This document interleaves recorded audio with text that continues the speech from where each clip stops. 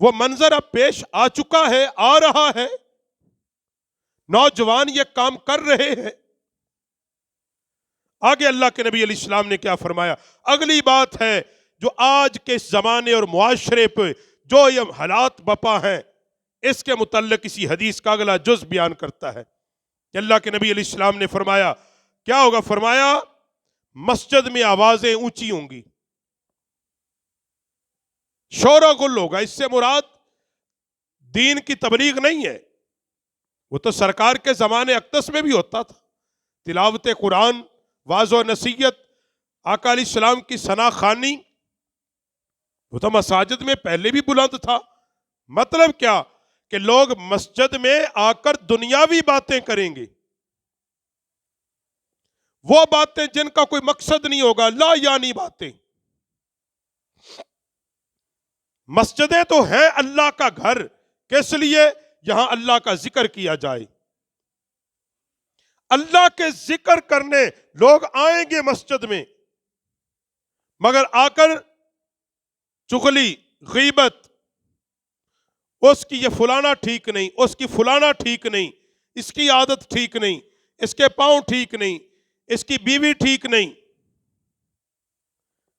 اور اس قدر اونچا شور و غل کریں گے، یہ بدرجہ اولی آج مسجدوں میں ہو رہا ہے، کوئی مانے یا نہ مانے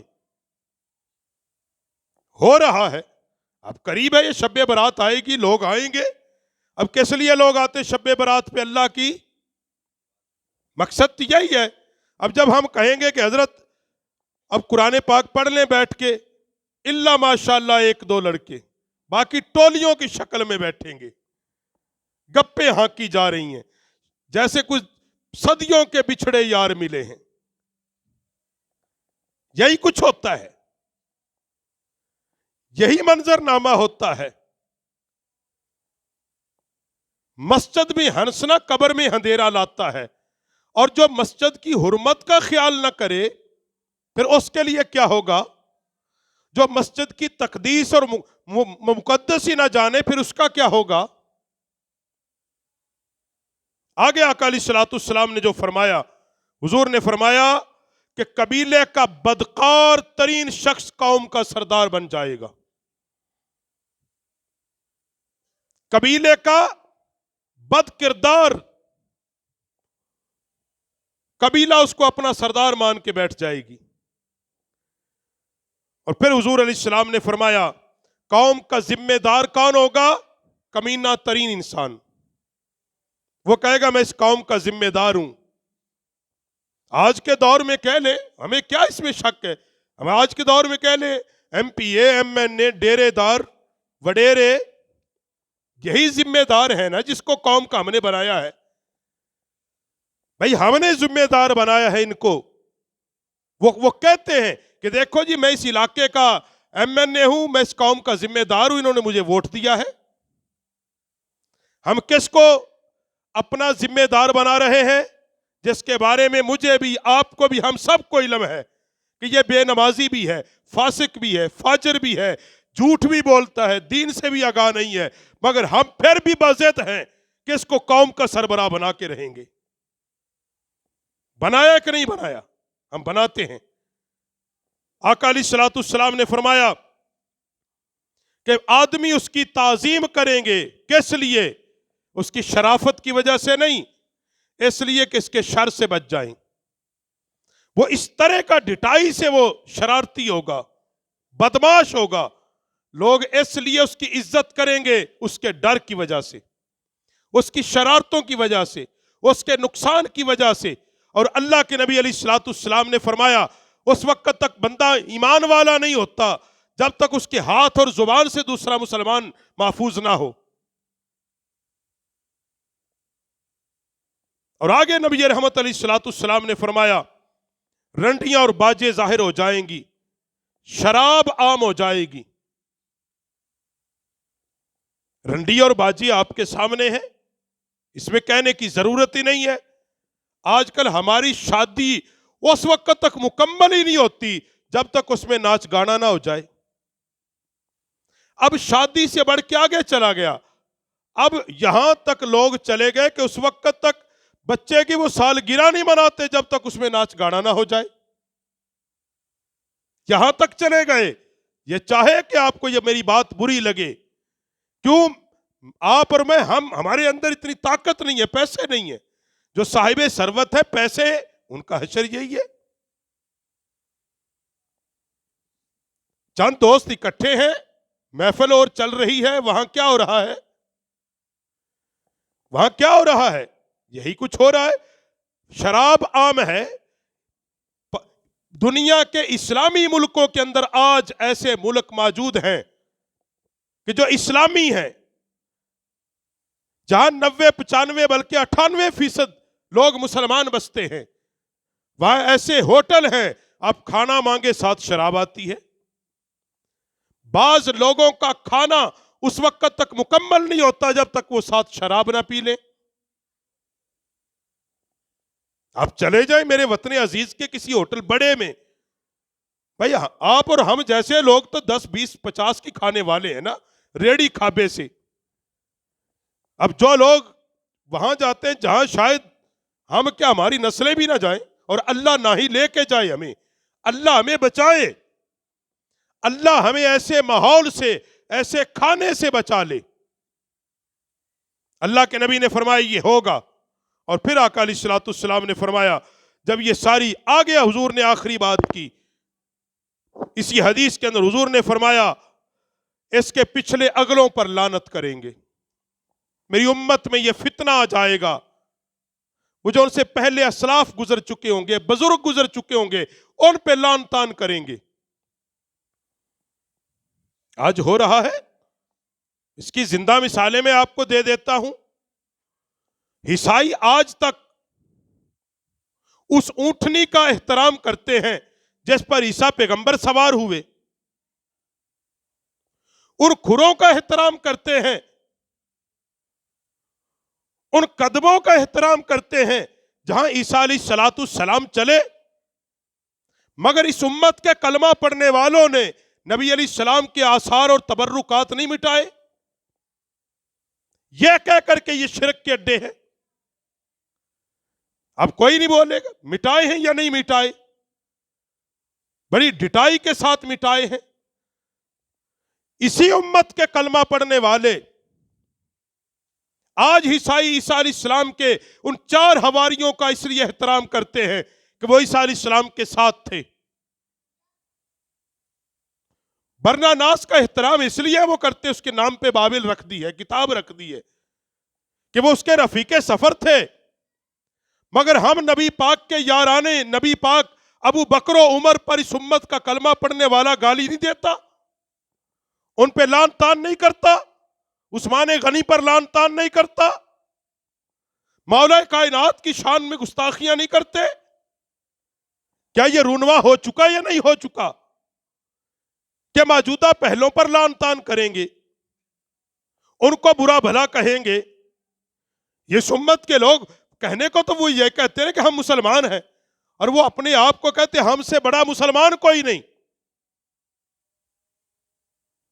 وہ یہ کہتے ہیں کہ اصل دین ہمارے پاس ہے، مگر اس کے باوجود دین اسلام کے بانیان کو گالی دینا اپنی عبادت کا حصہ سمجھتے ہیں،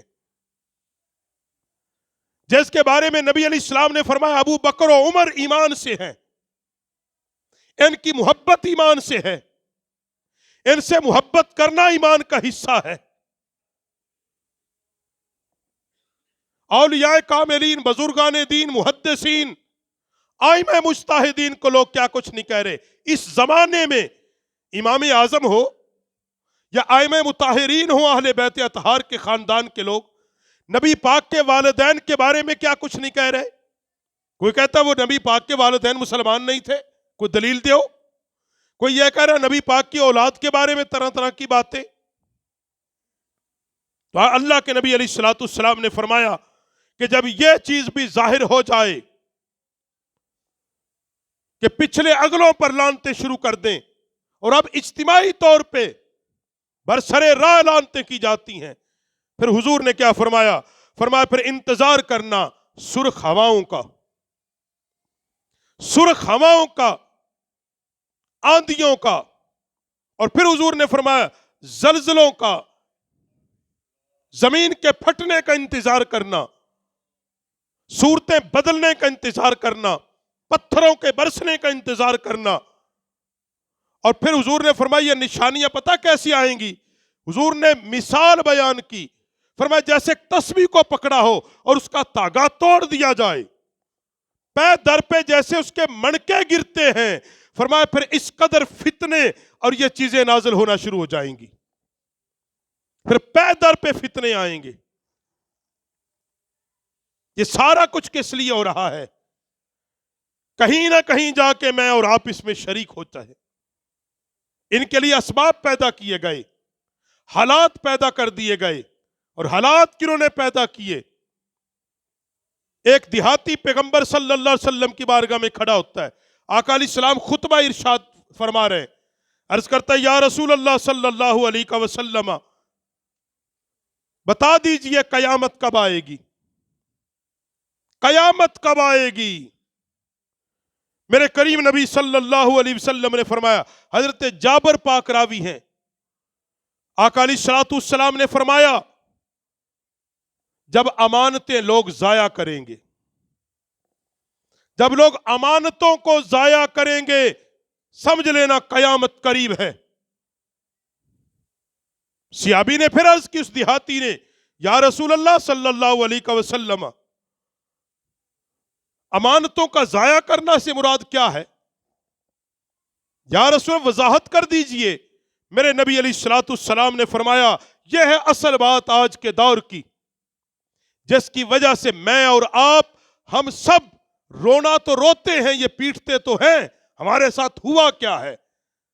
مگر امام الانبیاء صلی اللہ علیہ وسلم اپنی امت کو آگاہ کر کے گئے، فرمایا یہ کرو گے تو پھر اس کے بدلے میں یہ تمہارے ساتھ ہو کے رہے گا. صحابی نے عرض کی یا رسول اللہ امانت کا ضائع کرنا کیا ہے؟ آقا علیہ السلام نے فرمایا جب تم کام ناہلوں کے سپرد کر دو گے گویا کہ تم نے امانت کو ضائع کر دیا. آخری بات اس لیے کہہ رہا ہوں، ہمیں دین کا حوالہ دیا جاتا ہے، ووٹ قوم کی امانت ہے، یہی کہا جاتا ہے. قرآن پڑھ کے ثابت کیا جاتا ہے کہ امانت کو اس کی اہل کے سپرد کر دو. اور قرآن پاک کی اس آیت کا مقصد کیا ہے؟ وہاں تو مقصد سیدھا سیدھا ہے کہ جو تم نے جس کو بادشاہ بنانا ہے، خلیفہ بنانا ہے، امیر بنانا ہے، وہ اہل لوگ ہونے چاہیے. ان تؤدوا الامانات الی اہلیہا، اس کا مطلب یہ تو نہیں، اس کا مطلب یہ ہے کہ جن کو تم نے اپنا حاکم بنانا ہے وہ اہل لوگ ہونے چاہیے. اور اہلیت کا معیار کیا ہے؟ وہ قرآن و سنت نے بتایا ہے. اہلیت کا معیار یہ ہے کہ وہ متقی ہو، وہ دیندار بھی ہو، وہ امانت دار بھی ہو، امر بالمعروف و نہی عن المنکر پر کام کرنے والا ہو، اس پر عمل کرنے والا ہو، خود نیک کام کرنے والا ہو، برائی کو روکنے والا ہو. حضور نے فرمایا پھر انتظار کرنا قیامت کا جب تم امانت ناہلوں کے سپرد کر دو گے. آج ہم روتے ہیں کیا ہوا؟ ان حکمرانوں کو کس نے مسلط کیا ہم پہ؟ مقتدر جتنے لوگ ہیں، کوئی وہ وزیر اعظم ہے، چاہے وہ چیف جسٹس ہے، چاہے وہ قوم کا جج ہے، یہ سارے کے سارے کہاں سے نکلتے ہیں؟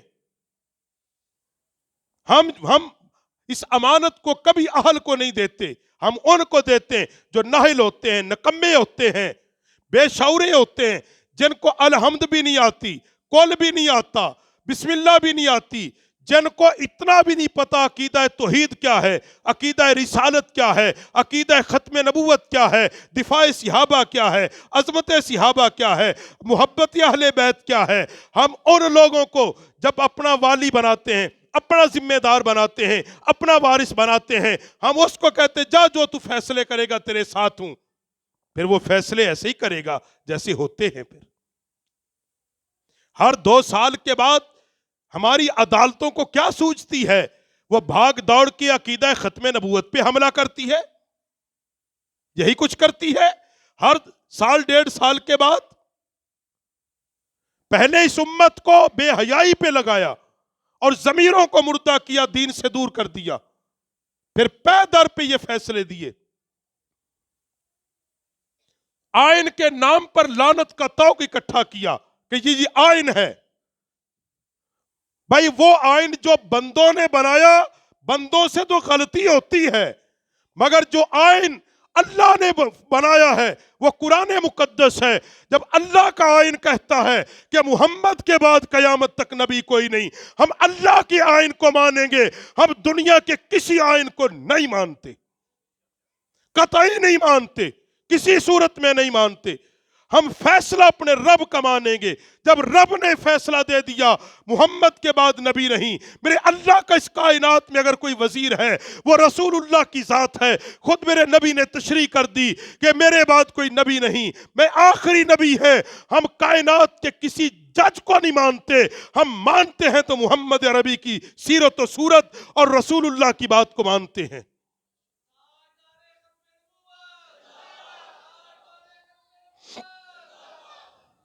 بات یہ ہے میرے بھائیوں، لوگ کہتے ہیں آج یہ بات چل رہی کہ جج کے خلاف بات کرنے والوں کو پکڑو.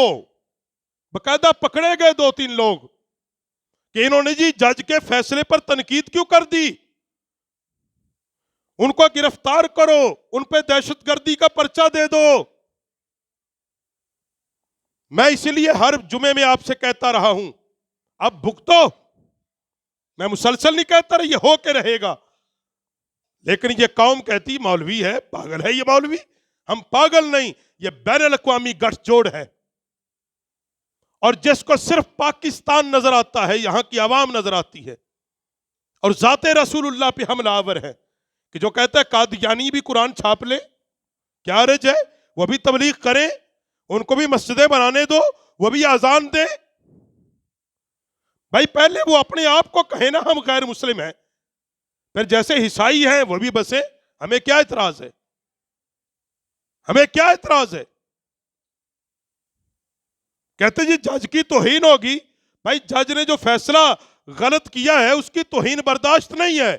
اور کیسی یہ امت ہے کلمہ پڑھنے والی جو کہتی ہے ہم رسول اللہ کے سچے عاشق ہیں، وہ نبی پاک کی توہین برداشت کر لیتے ہیں. اور پھر الٹا کہتے ہیں یہ مولوی کہتے ہیں نہیں نہیں اس سے کوئی توہین تھوڑا حضور کی ہو جاتی ہے. امت کے نوجوانوں، اس لیے میں مسلسل یہ بات کہتا ہوں کہ اپنی اولادوں کو کچھ سکھاؤ نہ سکھاؤ، مگر عقیدہ ختم نبوت سکھا دو. آپ کو شاید نہیں پتا کتنی تیزی کے ساتھ مخالفین سرگرم عمل ہیں. وہ آپ کے لوگوں کو، ذہنوں کو خرید رہے ہیں، آپ کے اخلاق کو خرید رہے ہیں. وہ ایسا ماحول چاہتے ہیں، ایسے حالات پیدا کرنا چاہتے ہیں کہ یا تو اس ملک کو توڑ دیا جائے یا عقیدہ ختم نبوت کا پرچار کرنے والوں کو سب کو پھانسی کے گھاٹ پر لٹکا دیا جائے. یہی ان کا مشن ہے کہ اگر کوئی عقیدہ ختم نبوت کا پرچار کرے، حضور کی عزت و ناموس اور حرمت کی بات کرے، اس کو تختہ دار پر لٹکا دو، نشان عبرت بنا دو تاکہ کوئی دوسرا بات نہ کرے. مگر یہ بات یاد کر لو، لکھ لو، اپنے دلوں کی تختیوں پر لکھ لو، 14 صدیاں پہلے، 14.5 صدیاں پہلے اللہ نے مصطفیٰ کو آخری پیغمبر بنا کر اس دنیا میں بھیجا ہے، اور میرا پیغمبر قیامت تک آخری پیغمبر بن کے رہے گا، آخری نبی اور رسول بن کے رہے گا. اس کے لیے محنت کی ضرورت ہے. وہی بات جو حضور نے فرمائی، جب تم اپنا امانت ناہلوں کے سپرد کرو گے پھر نتیجہ یہ نکلتا ہے، پھر نتیجہ یہ نکلتا ہے. اب پیٹتے تیل مہنگا ہو گیا، گیس مہنگی ہوگی، بجلی مہنگی ہوگی. بھائی جب آپ نے اپنی امانت کو سپرد کرنا تھا اس وقت یہ چیزیں تمہارے دماغ میں نہیں تھی.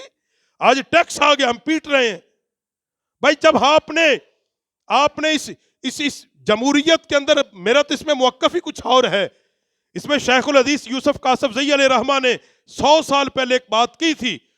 اس نے کہا جس طرح کوئی بندہ ناپاک ہو اور وہ پیشاب سے غسل کر کے کہے میں پاک ہو گیا ہوں، فرمایا اسی طرح کوئی کہے جمہوریت سے اسلام آئے گا، کہ اس سے اسلام نہیں آنے والا. جمہوریت و ووٹ سے اسلام نہیں آئے گا. اسلام جب بھی آئے گا اسی طرز پہ آئے گا جس طرز پہ رسول اللہ نے مدینے میں لے کے آئے ہیں. اسلام اسی طرز پہ آئے گا. میرا تو اس میں بڑا واضح موقف ہے کہ کوئی یہ کہے کہ ان ووٹوں سے اور اس جمہوریت سے اسلام آئے گا، یہ اسی کی مثل ہے جیسے کوئی پیشاب سے نہا کے کہے میں پاک ہو گیا ہوں. اس سے نہیں آنے والا. مگر ہم کیا کر سکتے ہیں؟ ہم اپنی محنت کریں، اپنے بچوں کے ایمان کو بچائیں، اپنی نسلوں کے ایمان کو بچائیں، ذہنی قلبی طور پر تیار کریں اپنے لوگوں کو کہ ہم نے اس فتنے کا مقابلہ کیسے کرنا ہے، ہم نے اپنے بچوں کو کیسے بچانا ہے. آپ نہیں سمجھتے یونیورسٹیوں میں کیا ہو رہا ہے، کالجوں میں کیا ہوتا ہے، چوک چرستوں میں کیا ہوتا ہے. اور جو بچے آج کل سوشل میڈیا سے بڑی تیزی کے ساتھ کنٹیکٹ ہیں، سوشل میڈیا پہ کتنی تیزی کے ساتھ لوگوں کے دماغ اور ذہنوں کو تبدیل کیا جا رہا ہے، شاید اس کا آپ کو احساس نہیں ہے. ذہنوں کو تبدیل کیا جا رہا ہے، دین سے دور کیا جا رہا ہے، اس بات سے دور کیا جا رہا ہے کہ تمہیں کوئی ضرورت نہیں عقیدہ ختم نبوت میں بحث کرنے کی. جو جہاں لگا ہے لگا رہے. بھائی کیوں لگا رہے؟ جو جہاں لگا ہے کیوں لگا رہے؟ میرے نبی نے 14 صدیاں پہلے آ کے مکہ المکرمہ میں یہ اعلان کیا، فرمایا تمہارا خدا کوئی اور ہے، ہمارا خدا ایک اللہ ہے. رسول اللہ نے تو یہ بات نہیں کی کہ جو جہاں لگا ہے لگا رہے. بھائی یہ منصبی ضرورت ہے کہ علماء اس پہ بات کریں. ہر بندے کی ضرورت اپنی توفیق و استطاعت سے کام کرے. مگر یاد رکھو ہم نے کل بھی ان فیصلوں کو نہیں ماننا اور ہم آج بھی ان فیصلوں کو ہم نہیں. حضور کی عزت کی جب بات آئے گی ہم کسی کے ساتھ اگر کوئی لیڈر اس بات پہ سمجھوتا کرے گا ہم اس لیڈر کو بھی جوتی کی نوک پہ سمجھیں گے. ہم قطعاً اس چیز سے پریشان نہیں ہوں گے کوئی ہمیں پکڑ کے لے جائے، پھانسی دے دے، مار دے، پرچے دے دے، جیل میں ڈال دے. جس کا جو جی چاہتا ہے وہ کر لے. مگر ہم یہ بات کریں گے کیوں؟ ہم کھاتے جب رسول اللہ کا تصدق ہے تو یہ فرض منصبی کم از کم منبر و محراب کے وارث کا بنتا ہے. جب وہ کھاتا نبی کے مصلے کا صدقہ ہے تو لوگوں کو یہ آگاہ کرے کہ نبی کے مصلے کی حفاظت بھی میری ذمہ داری ہے، عقیدہ ختم نبوت کی ذمہ داری ہے. اللہ رب العالمین ہمیں حضور سید عالم صلی اللہ علیہ وسلم کی پکی سچی سونی محبت نصیب فرمائے. آمین بجاہ النبی الکریم.